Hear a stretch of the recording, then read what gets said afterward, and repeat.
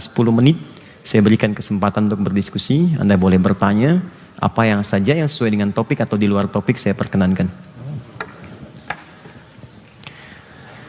Teman-teman silahkan yang akan bertanya, monggo. Mana dulu nih? Wah, semuanya mau tanya nih. Alhamdulillah ada juga guru kita Ustaz Salim Filah juga telah hadir juga di ruang. Allah barik fiik. Kalau saya tak bisa jawab nanti Ustaz Salim, Ustaz Felix bisa tambahkan. Masya Allah. Ada Ustaz Said Kutub juga Masya Allah di sini. Waduh, Masya Allah. Silakan Safar duluan. Ridho entar gantian. Assalamualaikum Ustaz. Assalamualaikum warahmatullahi wabarakatuh. Pertanyaan saya pertama, saya pernah dengar katanya setelah turun surat An-Nasr, Rasulullah tuh lebih sering membaca Subhanakallahumma bihamdika Allahumma firli. Ya. Kemudian yang kedua, terkait dengan Allahumma firli tadi, apa bedanya Ghafur dengan Afu? Ya. Karena juga ada riwayat yang pada saat kita cari malam Lailatul Qadar, kalau nggak sempat banyak baca doa, baca Allahumma innaka afun gitu. Apakah ada beda Afu dengan Ghafur? Baik. Aduh. Pertama setelah turun surah An-Nasr, kita bacakan surahnya. Bismillah. Idza jaa nasrullahi wal fath wa ra'aitan nasa yadkhuluna fi dinillahi afwaja fasabbih bihamdi rabbika wastaghfir innahu kana tawwaba. Baik, surah ini diturunkan oleh Allah kepada Nabi saat Nabi sedang di Madinah. Kemudian memberikan kabar bahwa sebentar lagi nanti akan ada orang-orang yang berislam masuk berbondong-bondong, ya berbondong-bondong masuk Islam, masuk Islam, masuk Islam, dan pertolongan Allah akan tiba. Pembukaan kota Mekah akan tiba. Nanti turun surah Al-Fatah untuk menegaskan apa yang Allah sampaikan tadi. Inna fatahna laka fatham mubina. Lalu Allah berikan kepada Nabi perintah, Muhammad, kalau nanti benar telah terjadi itu, pertolongan Allah telah tiba, maka syukuri nikmat Allah dari sekarang. Kemudian bersihkan semua keburukan-keburukan. Sampaikan pada umatmu. Subhanallah tadi yang saya terangkan, kebiasaan buruk di mata, di telinga, sampai ke ujung kaki, hilangkan. Karena nanti ada anugerah besar untuk mendapatkan kenikmatan di Mekah yang pahalanya begitu banyak, sehingga saat masuk ke sana kita sudah terbebas dari perbuatan buruk. Jangan sampai nanti saat masuk Mekah kebiasaan buruk masih hadir.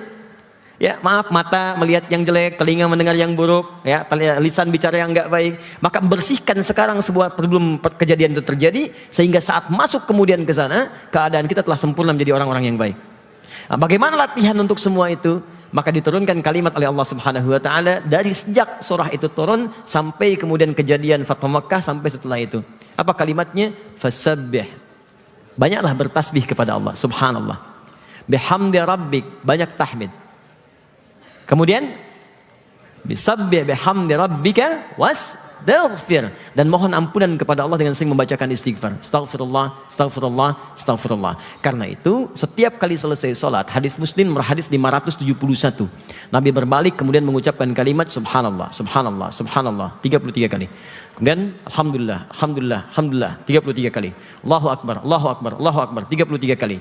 Sebelumnya hadis Muslim nomor hadis 573, ketika Nabi selesai sholat menghadap kemudian ke arah jamaahnya mengatakan astaghfirullah, astaghfirullah, astaghfirullah, Allahumma antas salam wa minkas salam tabarakta ya dzal jalali wal ikram. Jadi kalimat tadi itu bukan sekedar diucapkan saat sujud tadi yang Anda sampaikan, tapi setelah sholat pun diucapkan lagi, diucapkan lagi.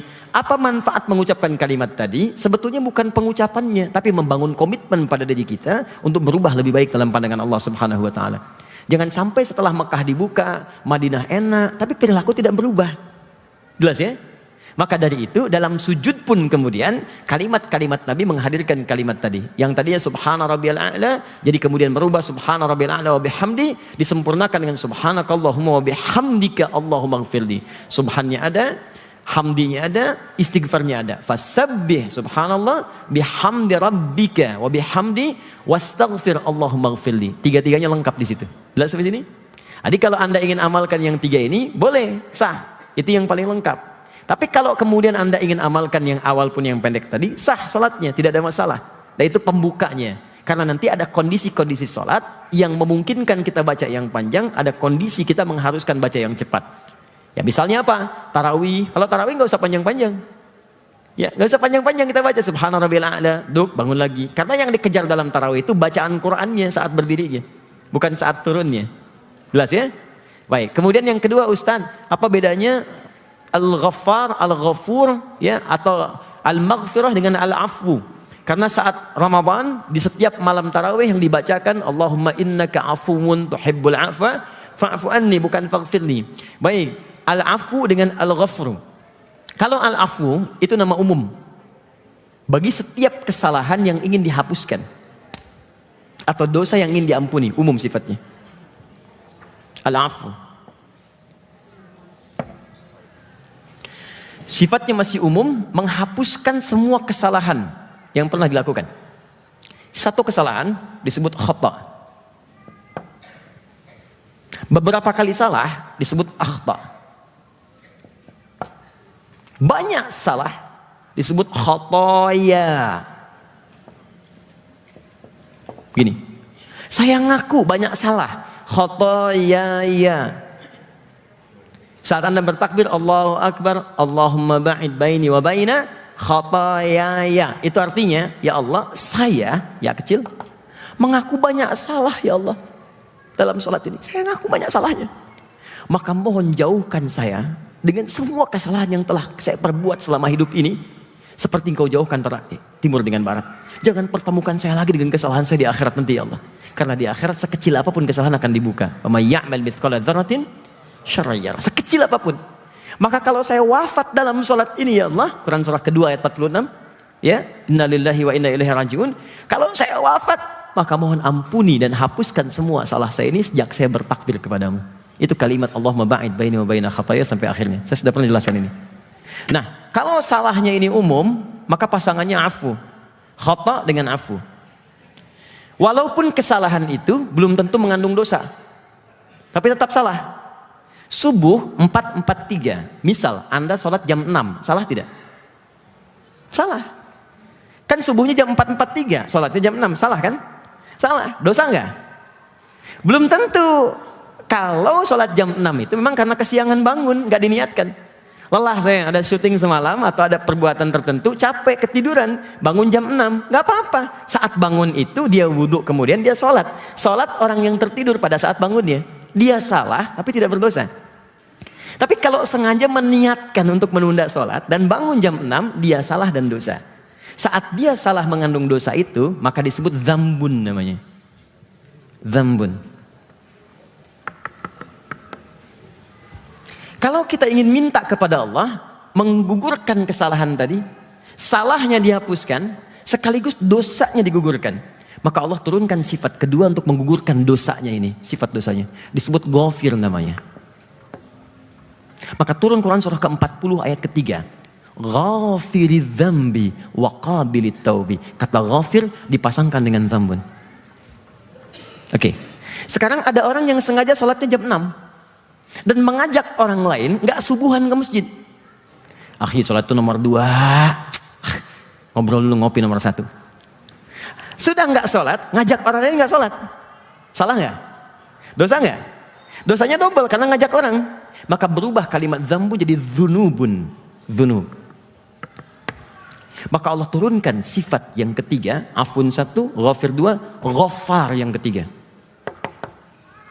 untuk mengampuni dosa-dosa yang mulai banyak ini. Buka Quran surah Nuh, surah 71 ayat 10. Kata Nabi Nuh, faqultu astaghfiru rabbakum innahu kana ghaffara. Kenapa Nabi Nuh menggunakan kalimat ghaffar bukan ghafir? Karena umatnya sudah mulai melebihi batas. Tadinya mencela, sekarang mengancam. Karena sudah banyak dari dzambu jadi dzunub. Ada yang ketiga, sudah nggak sholat, ngajak orang nggak sholat dan menjelek-jelekkan orang yang sholat. Mereka sok soleh tuh ke masjid jamaah, dikirain kita nggak bisa, kita juga bisa. Udah nggak sholat, ngajak orang yang nggak sholat, mencela yang sholat. Maka plus dzunubun ma'adzulmi, ada zalimnya. Ini pun Allah turunkan sifat yang keempat namanya Ghafur untuk mengampuni yang ini. Maka muncul kalimat innahu ghafurun rahim untuk mengampuni ini. Ada yang lebih dahsyat. Sudah nggak sholat, ngajak orang nggak sholat, menjelek-jelekan yang sholat, plus juga mengganggu masjid di tempat orang sholat. Kepetasan, macam-macam. Wah, itu israf namanya. Ada orang yang kalau sudah nggak maksiat, gatal rasanya. Ada orang kalau nggak maksiat malah nggak enak. Itu israf. Turun Quran surah 39 ayat 53. Qul ya ibadiyalladzina asrafu israf. Qul ya ibadiyalladzina asrafu ala anfusihim la taqnatu min rahmatillah. Katakan pada hamba-hambaku, sebanyak apapun dosamu, sebelum kamu wafat, kalau kamu taubat, aku ampuni. Sebanyak apapun. Kau pernah membunuh? Saya ampuni, kata Allah. Kau pernah mabuk? Saya ampuni. Kau pernah zina? Taubat, saya ampuni. Dan gak usah diungkap lagi. Jangan ada kisah lagi. Udah selesai. Jangan membuka aib yang telah berlalu. Udah selesai. Jangan mau tuh datengin orang, tanya buka masa lalu. Sudah selesai. Buka lembaran baru yang baik. Kata Allah, saya akan tutup. Nanti yang akan diungkap oleh orang lain kebaikan kamu saja. Maka Allah turunkan sifat yang kelima namanya Rahim. La taqnatu min rahmatillah. Rahim. Maka digabungkanlah afu, ghafir, ghafar, ghafur, rahim di satu ayat dalam Al-Quran. Makanya bacakan ayat ini untuk mendapatkan 5 rahmat Allah ini. Quran surah kedua ayat 286. La yukallifullahu nafsan illa, Allah tidak mungkin berikan beban kepada seseorang kalau nggak mampu menanggungnya. Laha ma kasabat wa 'alaiha mak. Kalau orang berbuat baik, Allah akan berikan pahala. Kalau berdosa, berbuat maksiat, dia akan berdosa. Tapi saya nggak akan biarkan hambaku berdosa pulang membawa dosa. Saya akan ampuni sepanjang dia tobat di dunia. Maka bacakan kalimat ini. Rabbana la tu'akhidna in nasina au akhta. Muncul akhta, khata. Ya Allah, tolong jangan hukum saya. Kalau saya pernah salah, ya Allah. Karena lupa saya salah. Rabbana wa la tahmil 'alaina isran kama hamaltahu 'alal ladzina min qablina, ya Allah. Saya tahu beban ini sesuai dengan saya, tapi saya pernah berbuat salah sampai berdosa. Rabbana wa la tuhammilna ma la taqata lana. Ya Allah, kalau saya taubat, jangan berikan cara taubat saya seperti orang-orang dulu di masa Nabi Musa. Kalau musyrik mesti bunuh diri. Kalau kotor mesti disobek. Turunkan yang rahmat-Mu ya Allah. Maka lihat jawabannya. Fa'fu an al-afwu fa'fu anna. Dipasangkan dengan khata. Rabbana la tu'akhidna in nasina au akhtana. Akhtana khata. Dipasangkan dengan afwu. Fa'fu anna. Wa'fu anna. Waghfir lana. Waghfir lana itu turunan dari ghafir, ghafar, ghafur. Ghafir, ghafar, ghafur. Waghfir lana. Mengampuni dzambun, dzunubun, dzunubun ma'afulni. Warhamna, rahim. Mengampuni dosa israf. Semuanya ada. Anda pernah berbuat salah, Allah turunkan sifat afu. Anda berbuat dosa, Allah punya sifat ghafir. Dosa Anda banyak, ghafar. Makin banyak, ghafur. Semua pernah berdosa Anda koleksi, Allah ampuni dengan turunkan sifat rahim. Kalau dengan semua ini Anda masih belum mau tobat, dengan cara apa lagi Allah mesti mengampuni dosa Anda? Fansurna 'alal qaumil kafirin. Kalau saya sudah tobat ya Allah, mohon tolong saya dari semua pengaruh-pengaruh yang bisa membuat saya terhijab lagi denganmu. Indah. Jikalau Anda belum mampu berlomba dengan orang soleh, meningkatkan kebaikan, maka berlombalah dengan para pendosa untuk bertobat kepada Allah Subhanahu wa Ta'ala. Sekira itu ya. Cukup. Ini sedikit, ini penting. Saya tutup ini sebentar saja. Waalaikumsalam warahmatullahi wabarakatuh. Pak Ustadz, kalau yang sholatnya duduk di kursi, sujud terbaiknya bagaimana? Sambil duduk, Bu. Ya. Dan dalam sholat yang tidak mampu berdiri, dia duduk. Dalilnya Quran surah keempat ayat 103, paling kanan pertengahan. Fa idza qadaytumus sholata fadhkurullaha qiyaman wa qu'udan. Kalau Anda dalam posisi ingin sholat kepada Allah, nggak bisa berdiri maka duduk. Nggak bisa duduk, wa ala junubikum, berbaring. Nah, sujudnya orang duduk, tetap dalam keadaan duduk ya. Cuman bedanya, rendahkan sedikit untuk membedakan ruku dan sujudnya. Allahu Akbar. Subhana rabbiyal azim, subhana rabbiyal azim bihamdi. Kan? Subhanakallahumma bihamdika Allahumma ighfirli. Sami'allahu liman hamidah, rabbana wa lakal hamd. Lalu sujud, rendahkan sedikit untuk membedakan dengan rukunya. Allahu Akbar.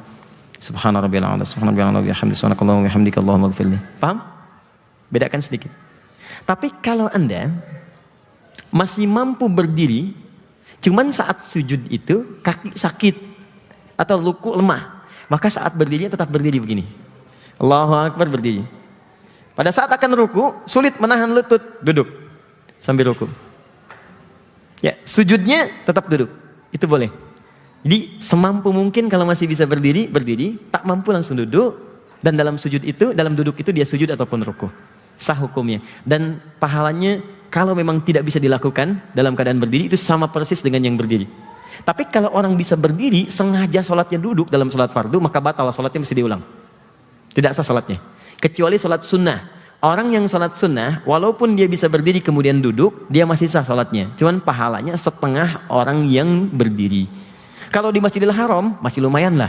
kan pahala 100.000, setengahnya 50.000. Tapi kalau di Masjid Raya Bintaro benar-benar setengah.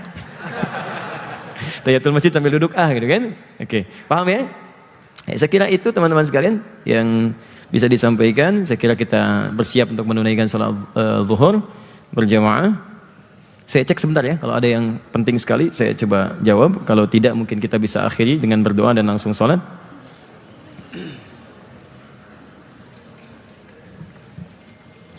Oke. Ustaz Bapak saya mu'alaf, kemudian beliau saya ajak untuk beribadah, sholat, tapi beberapa kali sering menunda. Cara terbaiknya bagaimana? Pertama, mendoakan dulu. Quran surah ke-16 ayat 125. Kalau ada yang keras, jangan dilawan dengan kekerasan. Nanti kalaupun dipaksa dia melakukannya, tapi hatinya tidak tulus mengerjakannya. Yang pertama berdoa dulu. Minta dalam sujud di malam hari, berdoa. Yang kedua, buktikan sholat kita menjadi baik untuknya. Sayangi ayah mertua itu, ya, sayangi ayahnya. Kemudian setelah itu datangkan kebaikan, punya makanan, berikan. Ya, kalau iseng-iseng dia tanya, wah tumben nih baik jadi begini dan sebagainya, jawab, justru Pak, sholat ini yang mengajarkan saya untuk menambah bakti kepada Papa. Saya ingin menyayangi Papa sampai akhirat dan semoga kita nggak terputus sampai dengan di surga nanti. Ayo Pak, kita ke masjid. Tapi Papa nantilah, gitu kan? Nanti Papa nyusul, baik. Kenapa Pak? Papa nyari sarung dulu. Ini sudah saya belikan sarungnya. Ada.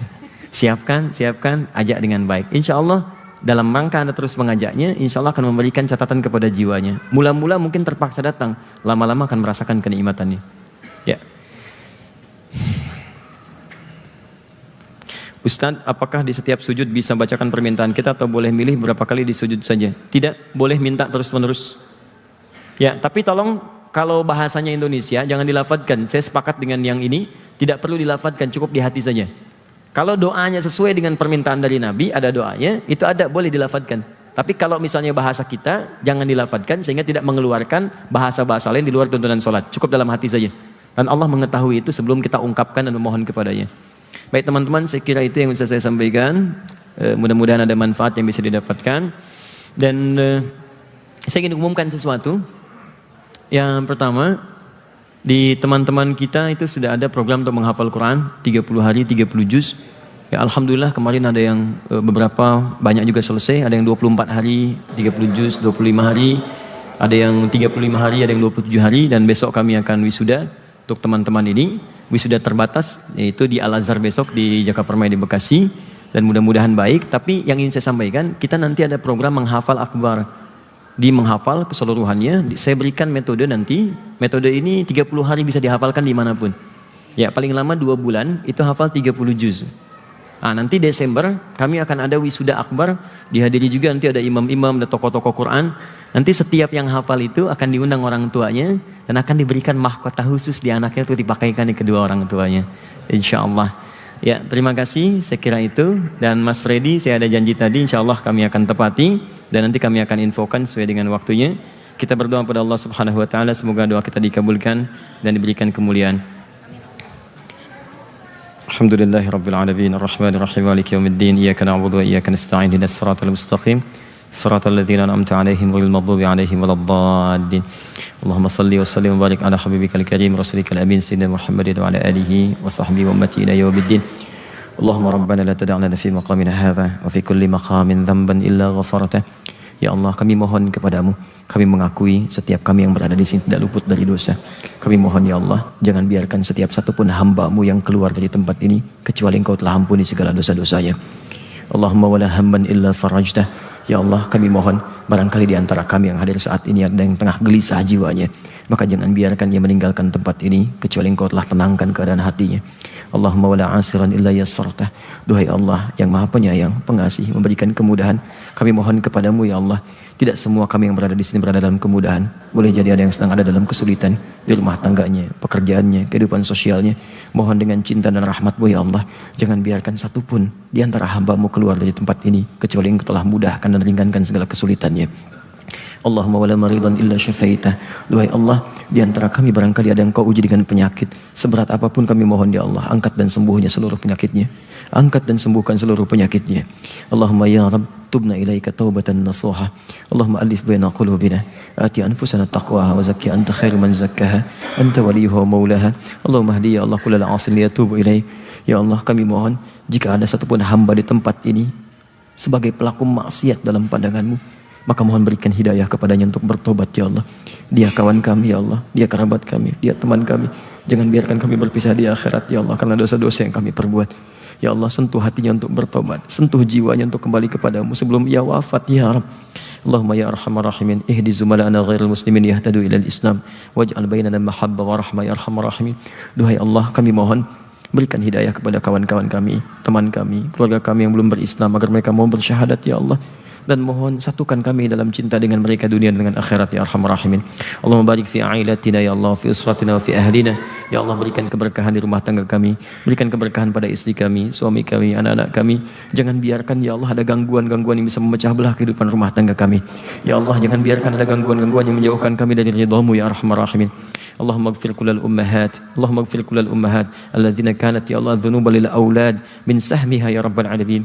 Ya Allah, jika di tempat ini ada kalangan ibu yang berkontribusi pada dosa bagi anak-anaknya, maka ampuni dosa ibunda-ibunda itu ya arhamar rahimin. Mereka yang telah melahirkan anak-anak mereka ya Allah, berikan petunjuk kepada ibunda-ibunda itu ya Allah, berikan petunjuk kepada anak-anak mereka ya Allah. Allahumma idza kana hunalika minal asb wal aba faghfir kullal abal hadirin fi hadzal maqam syarif. Ya Allah, jika memang para pendosa itu adalah para ayah yang hadir pada saat ini, yang menyembunyikan maksiatnya dalam hati mereka, dalam jiwa mereka, maka sadarkan mereka untuk bertobat ya Allah. Berikan perubahan kepada mereka ya Allah, supaya keluarga mereka berubah menjadi lebih baik. Allahumma aslih ahwalana ma yuqarribuna ila ridhak. Ya Allah, mulai saat ini kami bertobat. Mohon bimbing kami untuk lebih baik ya Allah dibandingkan hari-hari sebelumnya. Idza kana hadzal yaum min baqiyati ayyamina faj'al baqiyata ayyamina ya Allah hayatan thayyibah. Ya Allah, jika memang hari ini adalah langkah perubahan dalam hidup kami mohon ya Allah, jadikan sisa hidup kami lebih baik daripada hari-hari sebelumnya. Wa idza kana hadzal yaum akhir hayatina faj'al ya Allah akhir hayatina husnul khatimah. Namun kami mohon ya Rabb, jika memang hari ini adalah takdir akhir dari kehidupan kami dan kami mesti wafat di hari ini, kami mohon jadikan wafat kami husnul khatimah. Allahumma qawwi lisanana laqula kalimat at-tauhid la ilaha illallah Muhammad Rasulullah. Ya Allah, kami mohon jika kelak kami menghadapi sakaratul maut, maka kuatkan lisan kami untuk mengucapkan kalimat tauhid la ilaha illallah Muhammad Rasulullah. Allahumma ajib kalimatana biqaulika ya ayyatuhan nafsul mutmainnah irji'i ila rabbika radiyatan mardiyah fadkhuli fi ibadi wadkhuli jannati.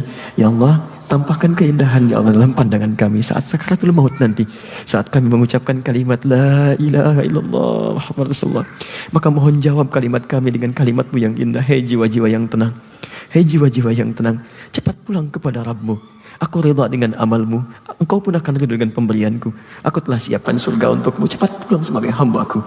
Allahumma rabbana atina fid dunya hasanah fil akhirati hasanah wa qina adzabannar. Ya Allah, jika ada kebaikan di dunia ini mampu kami dapatkan, tolong berikan kemudahan untuk meraihnya. Jika ada kemuliaan di akhirat yang mampu kami raih, mohon dekatkan kepada kami untuk menggapainya dan jauhkan kami dari segala perbuatan buruk yang dapat mengundang murka dan neraka-Mu. Ya Allah, kami takut dengan neraka-Mu. Ya Allah, kami takut dengan siksa-Mu. Ya Allah, kami takut dengan murka-Mu. Kami rela menderita hidup asalkan tidak mendapatkan murka-Mu ya Rabb. Allahumma bifadlika subhana rabbika rabbil izzati amma yasifun. Allahumma la tudayyi'duhum 'ana wa antana ya Allah bil ijabah fa'ajib du'ana. Amartana fid du'a fada'unak. Ya Allah, mohon jangan sia-siakan air mata kami. Engkau perintahkan kami untuk belajar, kami datang untuk belajar. Engkau perintahkan kami untuk berdoa, kami berdoa dengan khusyuk. Kami mohon ya Rabb, jika dengan semua ini belum mampu mengabulkan apa yang kami mohonkan, tunjukkan kepada kami dengan cara apa lagi kami mesti bermohon kepada-Mu. Allahumma wa akhiru da'wana alhamdulillahi rabbil alamin. Subhanakallahumma wa bihamdika asyhadu an la ilaha illa anta astaghfiruka wa atubu ilaik. Terima kasih untuk semuanya teman-teman sekalian, dan semoga Allah berikan sekali lagi kemuliaan untuk kita semua. Assalamualaikum warahmatullahi wabarakatuh.